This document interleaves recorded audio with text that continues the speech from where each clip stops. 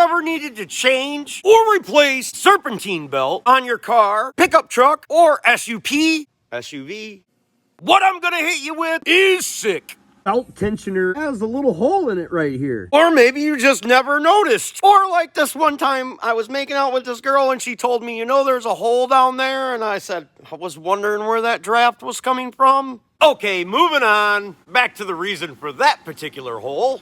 And you probably never knew what this hole is for. It actually holds the spring of the tensioner itself. Pretty sick. Check this trick out.